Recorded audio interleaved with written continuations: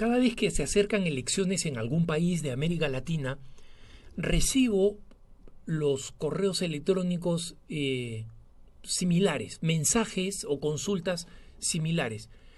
Siempre el mismo formato, que es ¿por quién debo votar? Pero presentándome la siguiente argumentación.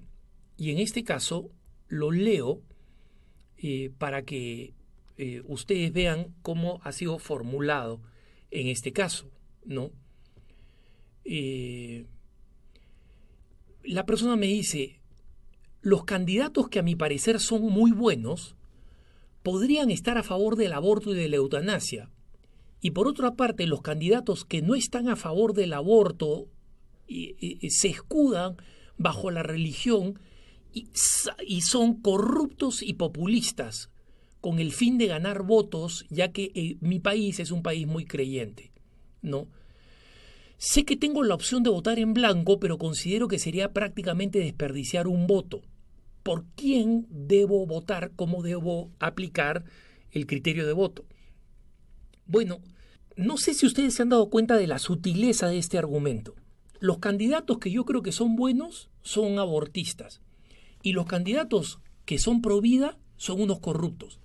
Bueno, no conozco en mis más de 30 años de haber seguido, más de 30 años, y ya van a ser 40 creo, 40 años de haber seguido la política latinoamericana, nunca he conocido una situación en la que cuando hablamos de candidatos en general, no hablo de muchas veces de los candidatos, de los pocos candidatos frente a la presidencia, pero hablo candidatos, por ejemplo, al Senado, y hablo de candidatos al Congreso o candidatos regionales o a puestos regionales de gobiernos locales. Nunca he conocido una situación en donde todos los providas son corruptos y todos los antividas son honestos. Entonces, lo primero que hay que hacer es honestamente no aceptar esa falacia en la que me pongo ya deliberadamente en una posición psicológica para votar por un candidato que me gusta y que está en contra de la vida. El católico no puede votar en contra de la vida. No puede votar en contra de la vida. ¿Por qué? Porque un candidato muy bueno, entre comillas, no es muy bueno si es abortista. No lo es. Va a matar niños. ¿Cómo puede ser bueno ese candidato? Va a favorecer que maten a los seres más inocentes en el seno materno. ¿Cómo puede ser bueno ese candidato? No, que tiene un buen proyecto económico, que tiene un buen proyecto para la sociedad civil. Si no respeta el primero de los derechos, que es el derecho a la vida de los indefensos, ese candidato es un miserable. No hay nada que hacer. Es así de sencillo. Ojo, puede tener muy buena intención. Puede ser que sea antivida por una razón de confusión, de falta de conocimiento. O sea, puede haber buena fe en el error, no lo niego. Pero que su postura política está mal, que individualmente sea una persona encantadora, buenísima, cercana, generosa, preocupada por los pobres. Todas esas características son reales, no voy a satanizar a nadie. Conozco muchos candidatos antivida, latinos, a favor de la inmigración, candidatos que en lo personal pueden ser admirables, pero pertenecen a un partido en el que simplemente se han endosado a la agenda antivida. Entonces, ese candidato no es un candidato elegible para un católico, punto, así de sencillo. Y si el elector se ve en una situación moral en la que realmente no tiene opción, tiene que votar en blanco, tiene que viciar el voto, no hay nada que hacer.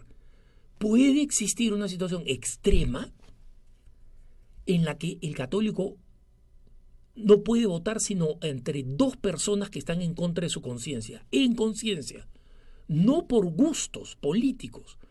El gusto político no es la conciencia. Hermanos, yo he votado en Estados Unidos, he votado en el Perú, donde he vivido la mayoría de mi vida.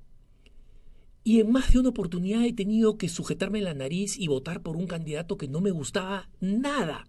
No me gustaba su partido, no me gustaba el político, pero era un político que defendía la vida contra un candidato que era mucho más simpático, que era enemigo de la vida. ¿Por qué? Porque el voto es un acto moral. Yo voy a dar cuenta ante Dios por ese voto que hago. No es como escoger, lo he dicho en otras ocasiones y lo vuelvo a repetir, en que si voy a comer un pan de esta naturaleza o un pan de esta otra naturaleza, un pan de trigo blanco o un pan integral. Esa no es una decisión moral. Es una decisión de mi gusto. Voy a comer cereales de desayuno, voy a comer tortillas, voy a comer arepas o voy a comer burritos. Puedo tomar esas decisiones y ahí no hay ninguna implicación moral. Pero elegir por quién va a gobernar mi país o quién va a regir mi comunidad, ese es un acto moral. En Estados Unidos estamos en la época de las elecciones primarias. Yo estoy registrado como no partidario, es decir, no estoy registrado ni con el Partido Demócrata ni con el Partido Republicano. Estoy registrado como no adherente a ningún partido. Y entonces me toca votar en las primarias por aquellos candidatos por los que puedo votar en las primarias, es decir, en la precandidatura, porque acá las elecciones son en noviembre. Ahí vamos a escoger diputados y varios senadores en algunos estados, no en el mío, no en el estado donde yo vivo, pero sí voy a escoger representantes locales, voy a escoger gobernador en mi estado y voy a tener que elegir, voy a tener que tomar una decisión. Y muchos gobernadores o candidatos para gobernación pueden ser más simpáticos que otros, pero yo tengo que escoger por aquel que defienda la vida. Entonces, no es verdad que uno se encuentre en una situación, o es tan infrecuente que no me ha pasado nunca en la vida, que todos los candidatos pro vida son unos miserables corruptos y todos los candidatos abortistas son unos excelentes candidatos. Lo que estoy haciendo ahí es preparándome psicológicamente para justificar votar en contra de la vida. Y esa es la primera falacia que debemos evitar. Busca, te aseguro que vas a encontrar un candidato pro vida que esté a la altura de tus expectativas. Y probablemente la persona no te parezca simpática, el candidato puede tener 2 narices, 8 ojos y ser completamente desagradable por múltiples motivos, pero si sus políticas y su conducta personal reafirman sus políticas, es un candidato por el cual moralmente puedo votar. Y si es el único bueno, moralmente debo votar por él. Pero usualmente no nos encontramos en esa situación. No nos encontramos en una situación extrema donde no tengo opciones. Cuando se presenta esa situación extrema en que no tengo opciones, entonces puedo perfectamente viciar el voto. Lo hice una vez en mi vida, una sola vez, en la que los candidatos que estaban en juego eran ambos candidatos antivida para una segunda ronda presidencial en el Perú. Y ahí vicié mi voto, porque no iba a favorecer a ninguno de los dos. Pero en todas las demás ocasiones, normalmente me he visto votando por candidatos que han perdido, que han sido elegidos por pocos votos, pero que finalmente han sido elegidos, o por candidatos que pocos meses atrás hubiera dicho y había dicho no voy a votar nunca en mi vida por este candidato, ¿no? Porque me disgusta. Pero en una ocasión tuve que votar entre 2 candidatos que tenían fama de ser corruptos. Yo no tenía la certeza, pero existían muchos indicios de tener fama de ser corruptos. Frente a la falta de certeza de su corrupción, voté por el candidato que está a favor de la vida, porque ese candidato iba a proteger el derecho de la vida de los no nacidos.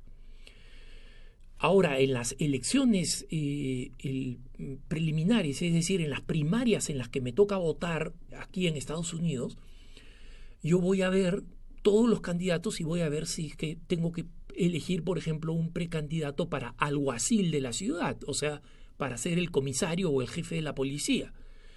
Ese no es una persona que va a decidir sobre la defensa o no de la vida.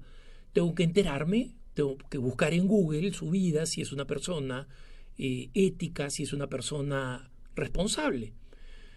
Hace algún tiempo me tocó votar por el alcalde del distrito donde yo vivo, de la ciudad dentro de Denver en la que yo vivo, que es muy pequeñita, se llama Sheridan, y es muy chiquita, es de las más chiquitas en los suburbios que rodean Denver, y una de las más modestas en recursos.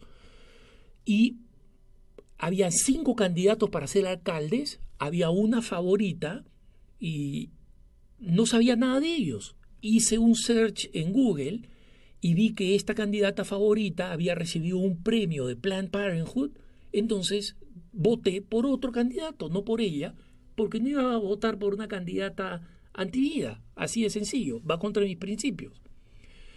Y ustedes dicen, oye Alejandro, pero tú mismo has dicho, si es un alcalde, si es una posición así secundaria, donde no va a decidir sobre la vida y la muerte, bueno, en este caso es una candidata joven, que está comenzando su carrera política, y esa candidata, después de ser alcaldesa de Sheridan, puede pasar a ser congresista, puede pasar a un lado mayor. Entonces lo que voy a hacer es asegurarme de que en lo que de mí depende no tenga carrera política, no la tenga para el futuro. Entonces por eso me averiguo sobre la posición de cada uno de los candidatos. Y es pesado. Tengo que hacer un search en Google. Algunos simplemente ni siquiera tienen historia en Google, entonces no aprendo absolutamente nada de ellos, pero busco hasta que aprendo algo de alguno de ellos, veo que es positivo o que es mejor en todo caso que otro candidato, voto por él. Pero votar es una tarea seria y hay que tomársela en serio y hay que asegurarse por el bien, por el futuro de nuestras naciones, de que elegimos políticos que son adecuados en el tema de la defensa de la vida, la familia y el matrimonio. Porque si no lo hacemos, no tenemos derecho después a salir a la calle a quejarnos en contra de los candidatos que nosotros mismos hemos puesto en el gobierno. Que tengas un buen día.